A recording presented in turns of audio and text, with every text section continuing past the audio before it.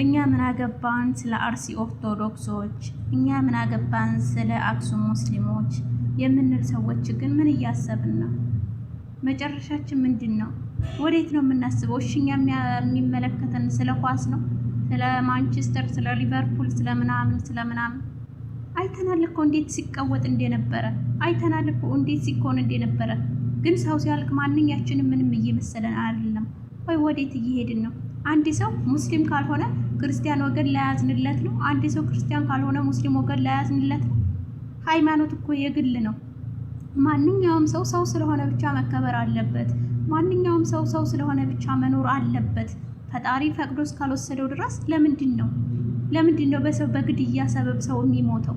ለምንድን ነው ይሄን ያክል የግድያ የሰቆቃ? እንስሳ እኮ ይታዘዘናል፣ እንኳን ለሰው ልጅ ማለት ነው። የማንኛችንም ሃይማኖት ቢሆን ሰውን ልጅ ግደሉ፣ እንደዚህ አድርጉ፣ አሰቃዩ የሚል የለማ።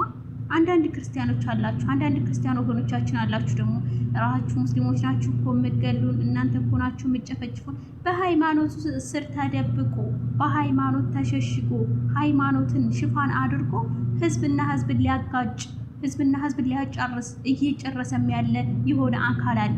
ሁላችንም ፍትህ ለሰው ልጅ በሙሉ ለምንድን ነው የማንለው?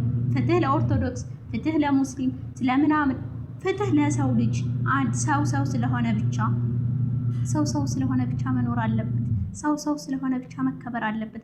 ሰው በተወለደበት ሀገር፣ ሰው በኖረበት ሀገር። ምን አይነት ጊዜ ነው? ምን አይነት ዘመን ነው ይሄ? እሺ የወጣ ነው፣ ምን ተስፋን አድርገን እንመለስ? በሀገር ላይ ያሉ ስንት እኮ ልጅ አሳዳጊ አለ። ጧሪ ያለ ቀባሪ እየቀረ ነው። ህፃናቶች ያላሳዳጊ በየመንገዱ እየወደቁ እየቀሩ ነው።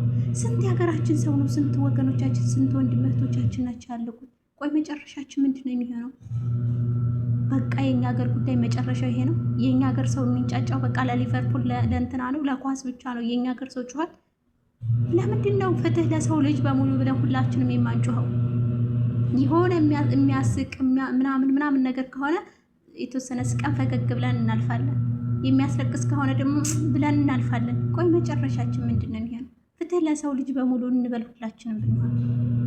በቃ ሰው ስለሆነ ብቻ መከበር አለበት። ሃይማኖት የግል ነው። የእያንዳንዳችን መቃብር የተለያየ ነው። ሁላችንም የምንገባው የተለያየ መቃብር ነው።